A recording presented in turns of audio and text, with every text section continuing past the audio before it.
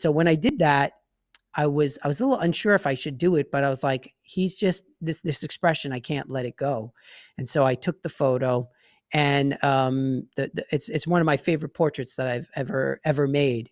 And it is a little, he does look a little introspective, maybe sad in the photo, but I captured a real moment. And so that's what I want to do. And I want to be at once um, there for my client, but also not there at all, so that they can express themselves. So it's kind of a dichotomy, I guess. But the best thing I can give to people who want to learn how to get people to be comfortable and to express in front of your camera is just be real with them. Just be cool with them. Be and don't have an agenda, I think is really what I'm trying to say. Like, we do have an agenda. We need to get a photo. We want a photo out of them. But if your values line up with theirs, and you want to get the best out of them, and you want to create a moment with them, it's so much easier to get them on the page with you. And developing that rapport with the clients in studio is important too.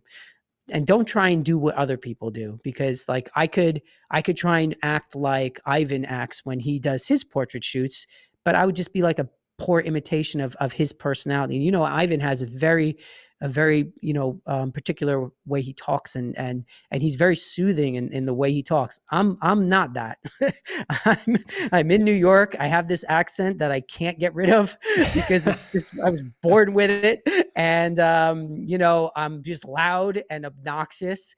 And so I find that if I'm just me, that it kind of works. And so everyone should just embrace who you are. And the more you're comfortable with yourself, and the more you're confident in who you are, the easier it is for people to open up to you. Because if they come into your studio and you're like nervous and you're fiddling with a camera, like I mean, I'll do workshops, and I'll go to workshops, and like you'll see the newbie photographers, right? And they'll have someone in front of the camera, and they'll just be like, stay right there. Okay, stay there. And then they look down at their camera, and they're looking at their camera like they're looking at the surface of the sun, like their head is going to melt. And then they're fiddling with these settings, and they're fiddling. And then they finally take one picture, and then they look down at the screen, and their eyes widen in terror. And so think about what the person in front of you is thinking now. And it's funny because they'll look at the camera like, oh my goodness. And then the person's like, do I look that bad? And of course it's not the person. It's like their settings are wrong, or the light doesn't look good. So I think the more experienced and comfortable you are with yourself, the more that you know who you are and kind of understand your role in this whole thing, the easier it is for people to be comfortable and have a good time and all of that. Sorry, I'm rambling. No, it's great. It's fantastic, because the thing is, I always think with photographers in general, you can categorize photographers. You can put them into two different categories. Those who shoot people and those who don't. Often, I think I have friends who are just not the kind of people that like to be around other people a lot of the time, and so they are, naturally predisposed, let's say, to, I don't know, shoot landscapes, or products or something like that, or still lives, because that's just their thing.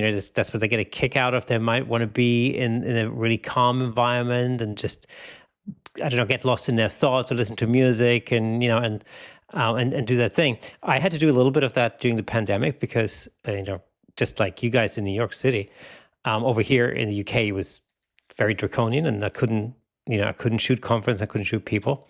And I did a little bit of product photography, and I hated it. It was terrible. Like, you can't have a conversation with a bar of soap.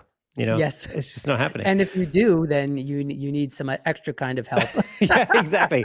Different type of help. But so I think you're quite right. A natural affinity towards other people goes a long way. But it's not to say that you can't learn that, because I think it's also something that you can learn. I find that from a personal experience, I've certainly learned over time to get better at making somebody feel, more comfortable, basically.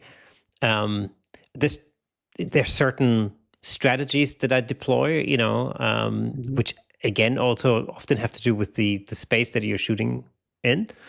Right. Um, and things like, for instance, for a long time, I used to start. I sort of start off with shooting like a 70 to 200, because it gives you a little bit more distance from the subject, And then eventually, 20 minutes in, half an hour in, I would switch to an 85, which brings you a lot closer. And at that point, you would have already built that rapport with the client. You would have gotten to know each other a little bit, and then you know, and then it would just feel more comfortable to shorten the distance between you and the subject, and they would feel more comfortable. And the Brits are very reserved a lot of the time. It's definitely a British trait that I've noticed since I've lived here. It's Brits are a lot more reserved from the get-go. They don't necessarily. I'm generalizing, by the way. If you're a loud and proud Brit out there, awesome. you know, but a lot of the time, it's really, it's sort of, if you spend the first 20 minutes breaking down those sort of barriers in a little bit in a way, then that goes a long way for the rest of the session. I've also learned that, those shots that I would take with the 70 to 200, virtually none of them would be keepers. They'll be burner shots, because they're really just there to get the subject to feel comfortable, and the really good stuff would happen later, which incidentally is why I don't do 20-minute headshot sessions, because I can't stand it. And I can't. not here. I mean, corporate things is different, but so once you've got somebody to feel really comfortable, is there sort of a set of poses you go through, or how do you approach the whole pose, especially for somebody who's maybe come in for a headshot and they've maybe never done that before, maybe it's their first headshot, they don't know what to do. How do you get them in the right place? It depends on the person, because some people, even if they have no experience at all, like I had an acting client. Well, this kid it was his first ever portrait session. He wanted images to use for an acting / modeling portfolio. And the kid just knew how to move. I didn't have to tell him much. I told him very little. And he just was like really natural at it. So some people you work with will just have better natural ways of moving. Actually, I love working with dancers for this reason, because it makes perfect sense. If you're a dancer, you spend your whole life staring at yourself in a mirror, refining all of these movements. So I find that dancers make great subjects for that reason if you do portraits with them, because they know how to move their bodies in really flattering ways. If you have someone who doesn't know how to do that, the main thing that I find that's the biggest challenge is the hands, right? Because the hands never know it's like they never know what to do with them. And then if you start talking to them about moving their hands in a certain way, they will give you the most strange hands you'll ever imagine.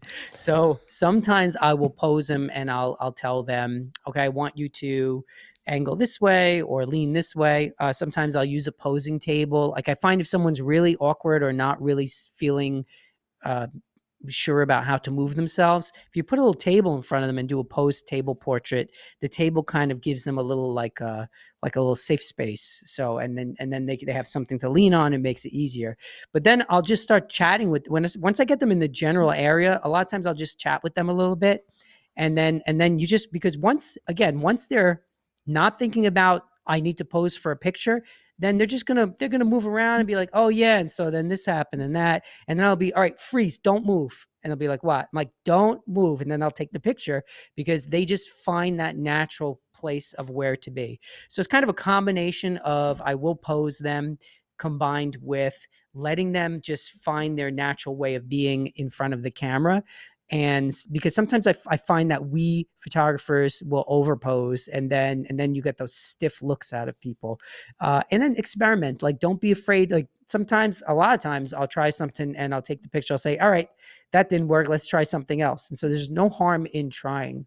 But if I have a go-to pose, it would probably be the sort of, I call it the propaganda pose, because it's like those political poster poses, but I've heard people call it like the NASA pose, which is having the person look slightly up and away from the camera with their head towards the key light.